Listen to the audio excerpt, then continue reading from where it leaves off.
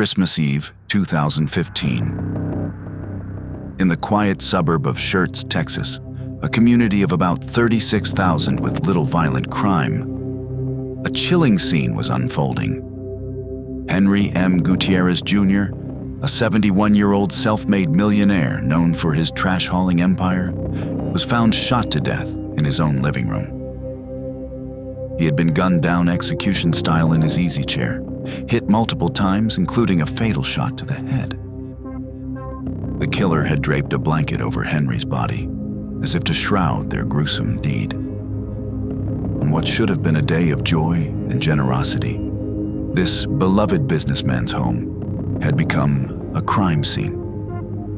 9 years later, the question still haunts this town. Who would execute a kindly millionaire on Christmas Eve? And how has the murderer evaded justice for so long? The case of Henry Gutierrez Jr. is a true Texas murder mystery. It's a story of a prominent man with a heart of gold, a brutal crime with perplexing clues, and an investigation filled with twists and frustration.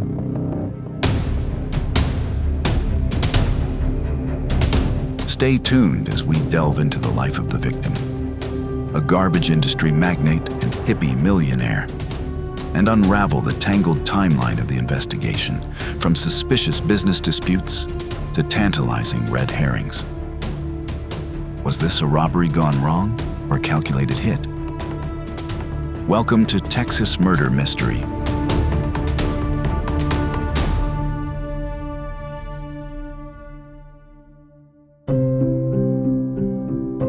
Before the tragedy, Henry Gutierrez Jr. was a larger-than-life figure in Schertz.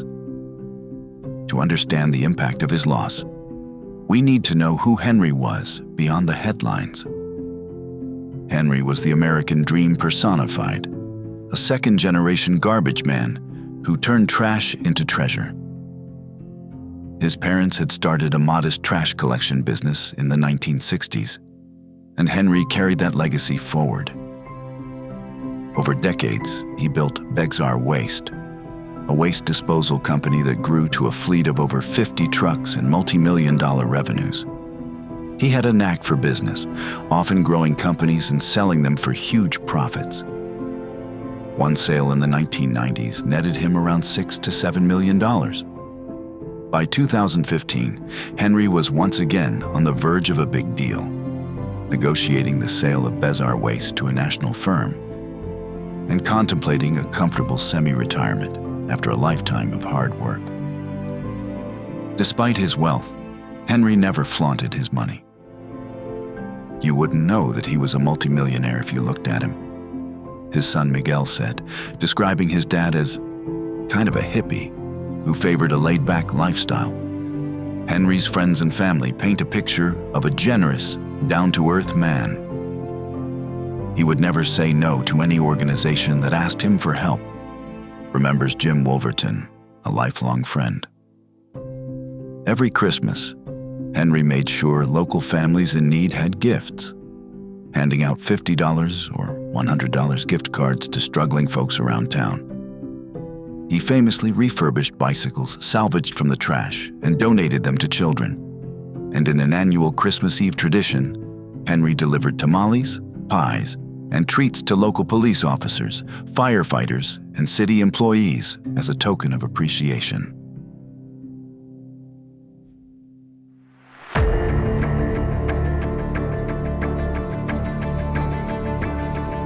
Christmas Eve, 2015. That morning, Henry Gutierrez was scheduled to attend an important 9 a.m. meeting with his uncle and partner, George, to discuss finalizing the sale of Bezar Waste. Henry never showed up. This was immediately alarming. As Miguel later noted, Henry might run late, but he wouldn't miss that meeting. Phone calls to Henry went unanswered. Sensing something was wrong, George contacted Miguel. Miguel rushed to his father's rural home off FM 3009 in Schertz to check on him. 11 a.m., December 24th. Approaching the house, Miguel noticed the front door was slightly ajar. Dread set in. Peering through a glass pane, he spotted a figure slumped in a recliner, covered head to toe with a plaid blanket. Only Henry's boots stuck out from beneath the cover, but Miguel recognized them immediately. It was his dad. He flung open the door and was hit with a gruesome sight. Blood on the floor and spent shell casings glinting on the carpet. Henry Gutierrez Jr. was dead, shot multiple times in what looked like an execution. Schertz police raced to the scene within minutes of Miguel's 911 call. It's Henry Gutierrez house up behind the funeral home. Investigators noted disturbing details. The blanket covering Henry's head suggested a killer who might have known the victim, as if they couldn't bear Henry's lifeless eyes staring back.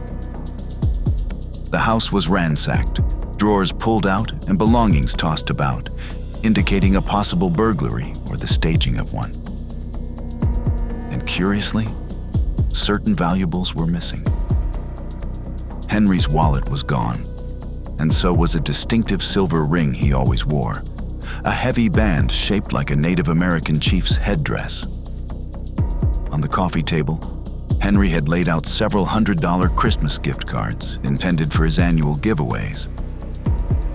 Now, 3 of those cards were missing as well.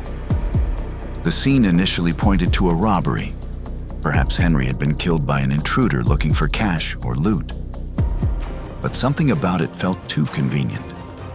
Investigators on the scene saw signs that the robbery might have been staged as a cover-up. Behind the scenes, police protocol meant close family and anyone who found the body would be scrutinized first. Officers also alerted the public to be on the lookout for Henry's missing vehicle, a white 2013 Ford Expedition, which the killer had apparently stolen to flee the scene. Its license plates, BRP3217, were broadcast on the news, and law enforcement agencies across Texas were notified.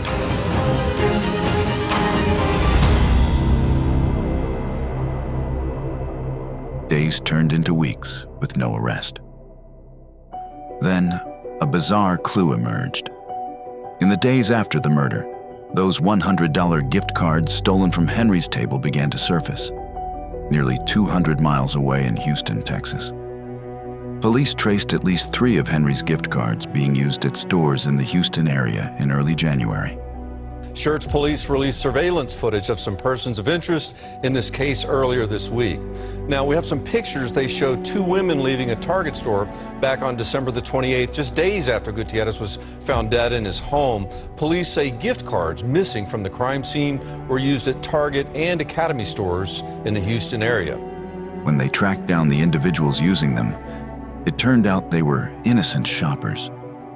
They told detectives they'd bought the gift cards off a scraggly-looking stranger who was selling cards for cash outside a gas station.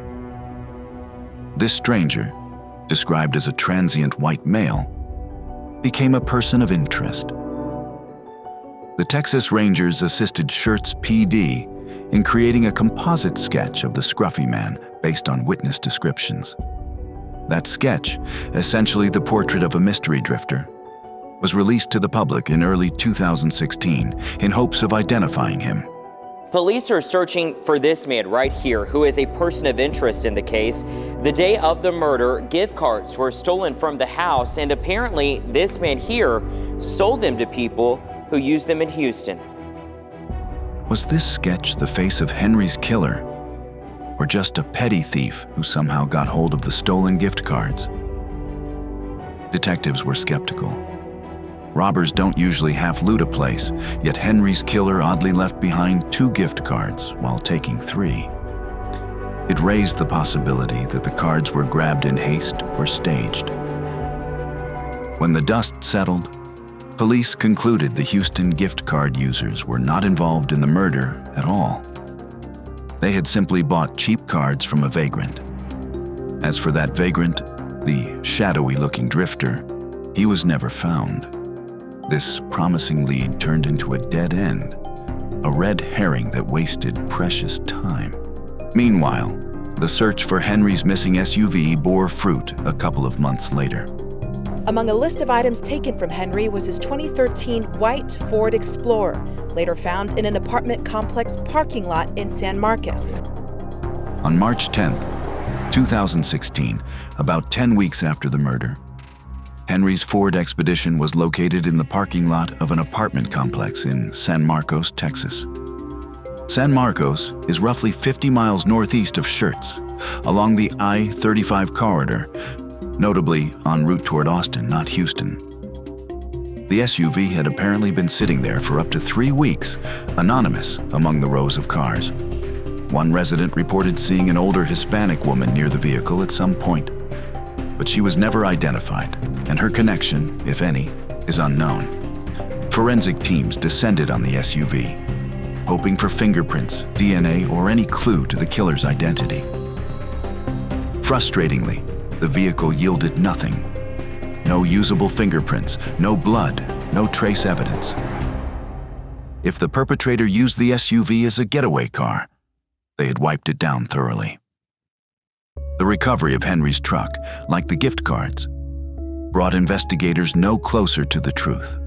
But it would take over 9 months until the fall of 2016 for the Schertz PD to officially bring in the Texas Rangers to assist. By then, crucial time had been lost and evidence possibly destroyed.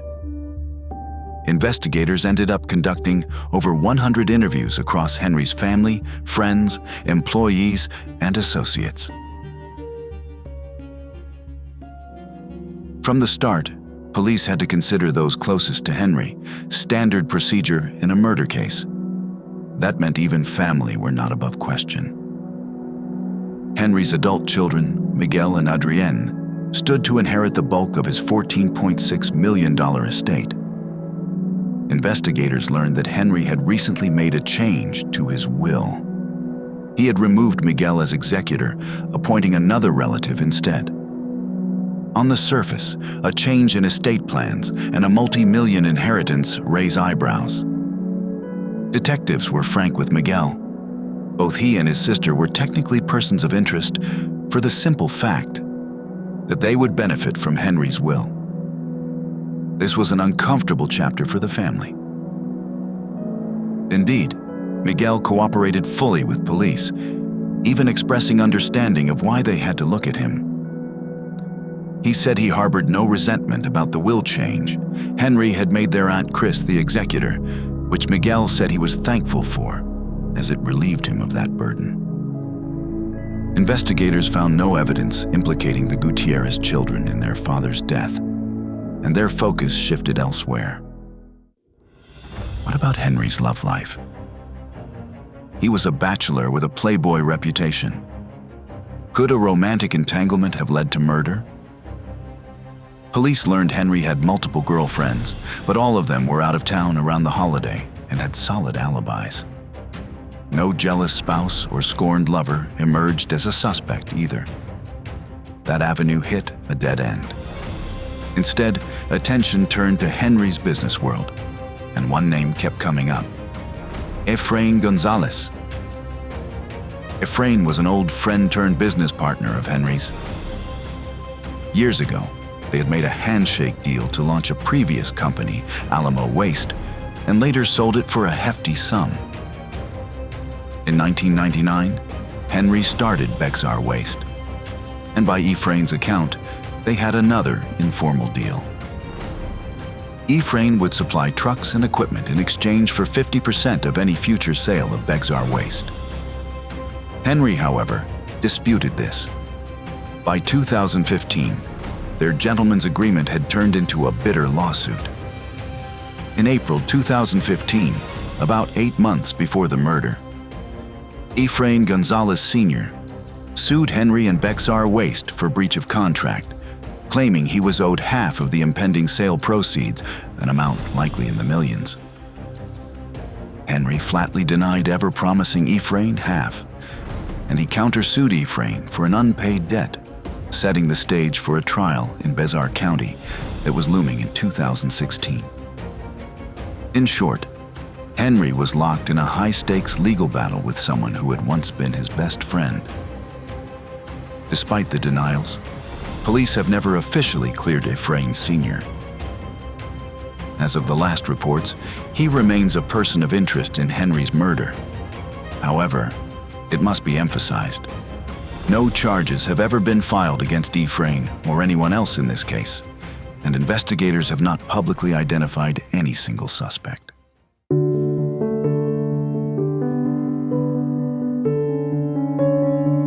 The years continued to tick by with the Gutierrez case unsolved. Tips trickled in occasionally, but many led nowhere.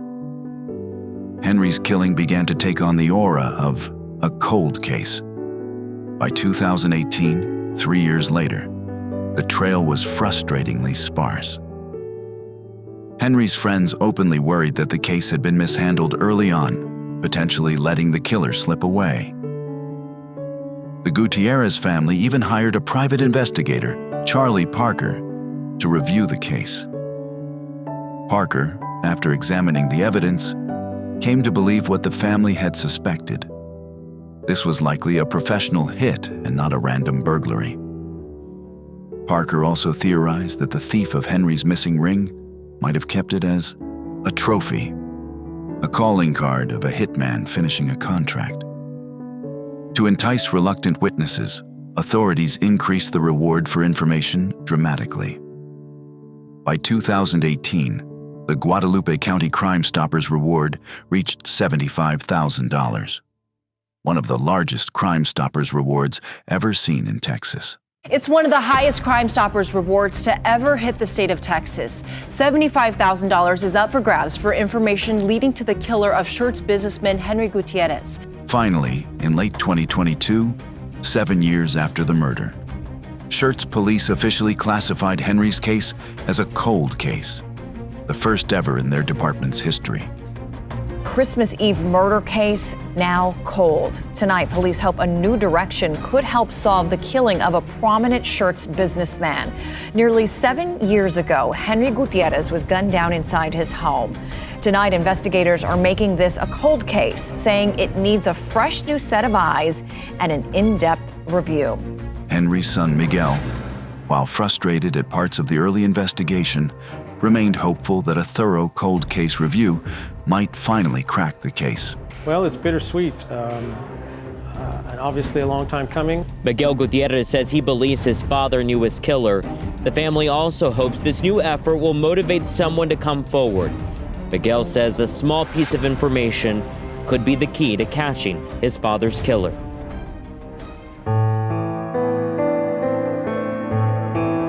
Nearly a decade has passed since the cruel murder of Henry Gutierrez Jr., and the case continues to cast a long shadow over Schertz, Texas.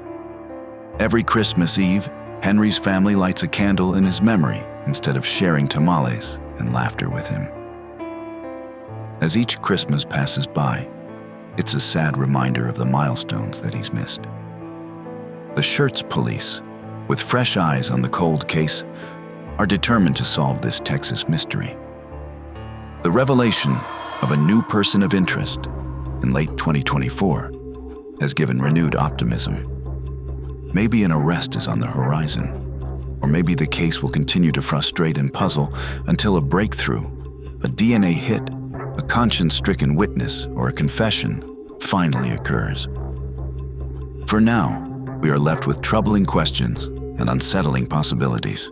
Why was Henry Gutierrez really killed? Was it vengeance, greed, or something else? Did the killer manage to fool everyone with a staged burglary? Or have investigators been chasing the wrong trail? Think about the elements like pieces of a puzzle. A millionaire with many friends and a few fierce enemies. A quiet town rocked by a professional-style hit.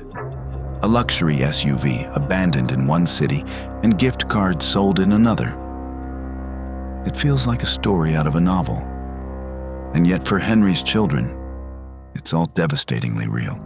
Henry's case reminds us that even the most giving and beloved people can harbor secrets around them.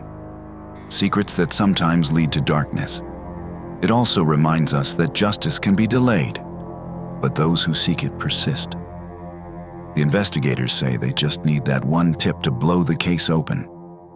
Could it be you? If you know anything, even the smallest detail, now is the time to speak. For for the sake of Henry's family and a community that still lives in fear that a murderer walks among them.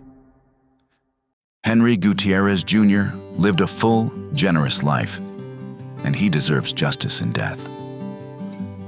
In the end, Texas Murder Mystery isn't just a catchy title. It's the reality that Schertz has endured since 2015.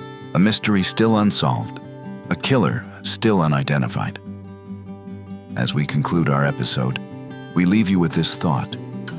Somewhere out there, someone knows exactly what happened on that Christmas Eve. Perhaps they've kept that secret out of loyalty, or fear, or greed. But secrets have a way of coming out. Will the next Christmas bring answers and closure? Or will the question of who killed Henry Gutierrez continue to echo in the halls of a once peaceful town? Until the day that answer is found, the story of Henry's murder remains a poignant and perplexing Texas murder mystery. Stay curious, stay vigilant, and join us next time on Texas Murder Mystery.